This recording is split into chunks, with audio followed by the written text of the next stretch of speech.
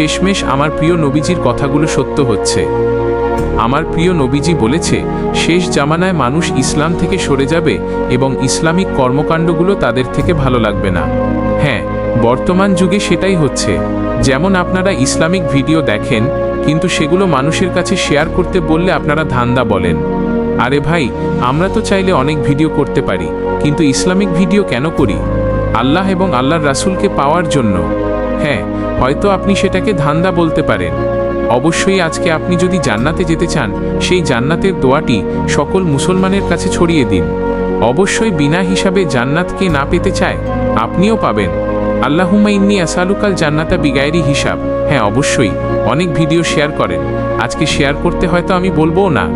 আপনার মনে যদি যশ উঠে যায় ইসলামের প্রতি, তাহলে এই জান্নাতের দোয়াটা সকল মুসলমানের কাছে পৌঁছে দিন। ভিডিওটা কষ্ট না হলে শেয়ার করে দিন। আমিন।